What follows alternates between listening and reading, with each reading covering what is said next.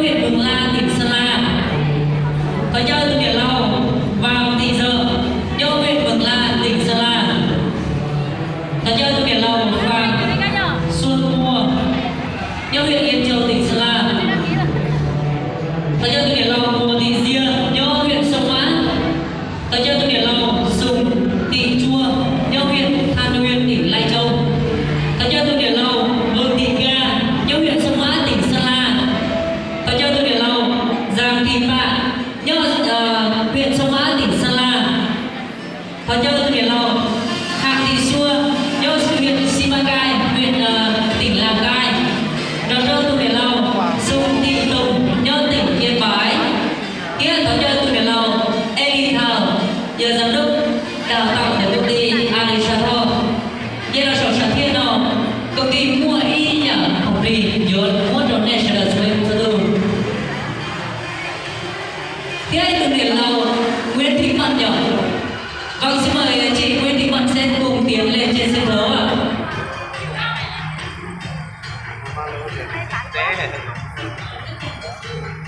Và hiện diện ở đây không phải là những cá nhân có mặt trên sân khấu. Tất cả quý vị có mặt trong buổi chiều hôm nay, ai sinh tháng 6 à? Giơ tay lên nào. Xin mời anh Tùng. Xin mời những cánh tay ở phía cánh gà. Ai tháng 6 mà không lên là thiệt thòi lắm đấy nha. Ăn bánh kem chứ giỡn. Hình như là có cả thanh ngọc.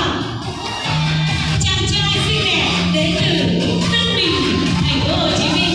Đẹp trai như hot boy. Ai tháng 6 à?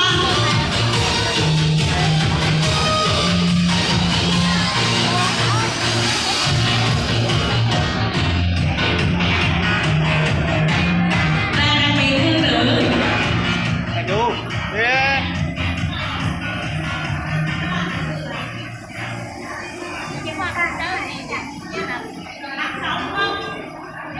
thật sự là những bạn nào có tháng 6 thôi nha. Ai thật sự là đẻ tháng 6, sinh tháng 6, ban tổ chức nhận ở trên đây kia là chỉ có 20 người. Nhưng mà hôm nay đấy là ban tổ chức sẽ làm việc làm đấy là hệ thống tổ lý của các bạn, đó chính là chưa trung thực. Khi khảo sát tình hình thực tế tại địa phương, hiện tại thì con số sinh tháng 6 không phải là 20 mà là vượt qua. Như vậy thì để khảo sát hộ nghèo chính xác là sẽ nghèo hơn thực tế, đúng không? Và bây giờ nếu như mà nói về công bằng và nói về đúng hơn thì trên sân khấu chúng ta không phải là 20 người mà nó đã vượt tầm, đúng không quý vị? Nhỏ con trời à, đúng không ạ? To nó đi, đúng không? Vâng, ai mà đứa nhỏ thì hỏi ăn bánh kem.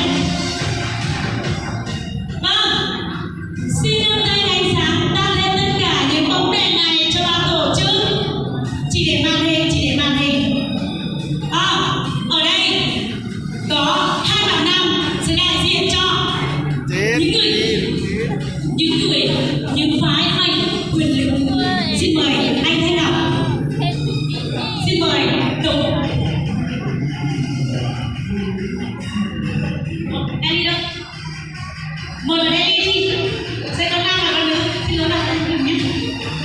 Người ta bảo rồi, có mặt trăng thì sẽ có mặt trời, sinh nhật thì có nam và có nữ. Đúng không ạ? Hai bạn hãy thực hiện những cái việc cần làm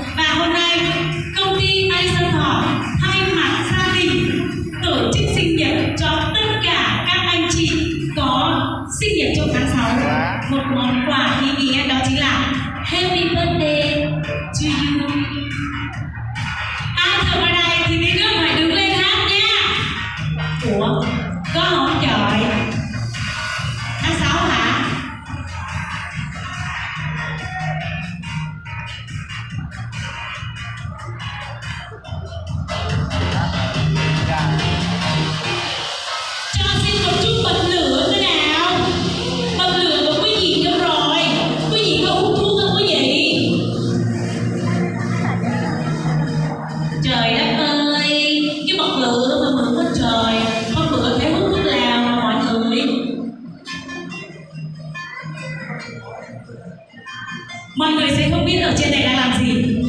Đó là điều bí mật của chúng tôi. Rất tiếc là chưa có màn hình camera.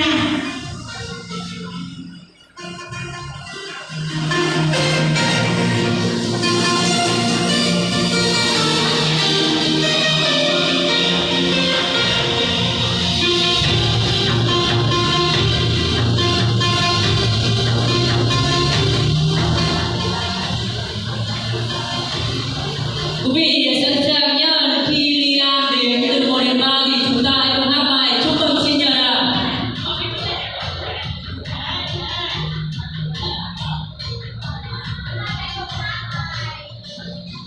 Chúng ta sẽ cùng hát bài Happy Birthday to you, tức là chúc mừng sinh nhật các bạn, những ai sinh nhật trên tháng 6. Quý vị sẵn sàng chưa ạ? 1, 2, 3.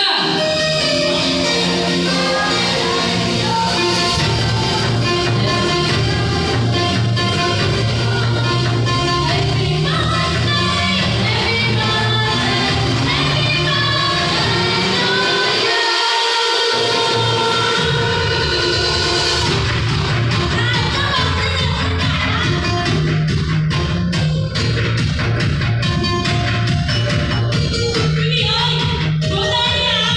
Chúng ta hãy làm cái tháng tuần này nóng lên đi ạ. Trời đất ơi, không có nóng hết trơn á. Đừng làm vỗ tay đi ạ. Chúng ta mừng sinh nhật người ta phải mừng vì là anh hộ. Vỗ tay nào. Hãy làm theo anh ra nha.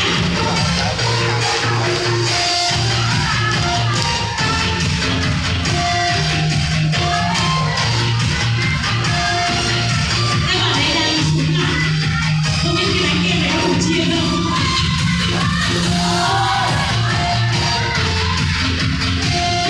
Bây giờ chúng ta cùng nhau vui nhé các bạn nhé.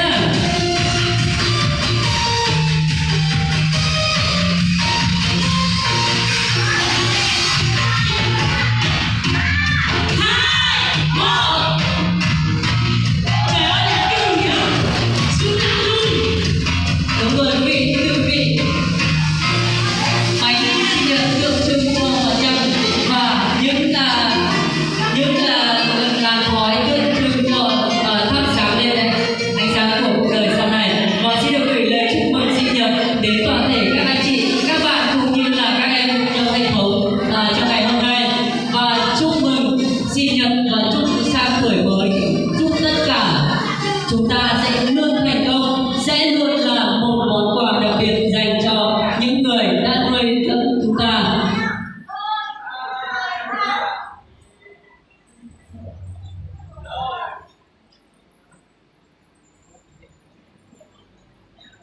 Vâng ạ, xin được mời tất cả các quý vị còn đang ở phía bên ngoài hãy di chuyển vào bên trong ạ. Chương trình của chúng tôi vẫn còn một phần nữa rất đặc biệt dành cho tất cả chúng ta đấy ạ.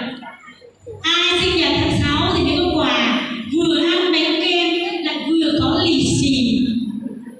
Mừng tuổi đấy nha, công ty mừng tuổi nha. Lúc nãy ai không lên có thể tiếc không ạ? Ai không lên tiếp lắm nhưng tôi hết giờ rồi. Bây giờ Lia và Minh Hải sẽ gửi quà sinh nhật cho các bạn ấy. Còn bây giờ thì các bạn đã cắt bánh kem chưa? Ủa sao cắt không thấy trời. Rồi, bây giờ hôm nay các bạn cứ cảm thấy hạnh phúc không ạ? Em mời anh Minh Hải mời bạn Ngọc. Bạn Ngọc có một chút cảm nghĩ như thế nào và phát biểu như thế nào tại một cái buổi gặp mặt hôm nay, và nói nhỏ nhỏ nha. Xin với bạn Ngọc sẽ tự giới thiệu với bạn Ngọc để tự tin. Chúc một tràng vỗ tay đi ạ. Mình xin chào tất cả mọi người trong văn phòng hôm nay, như là chào chị Hải. Mình rất bất ngờ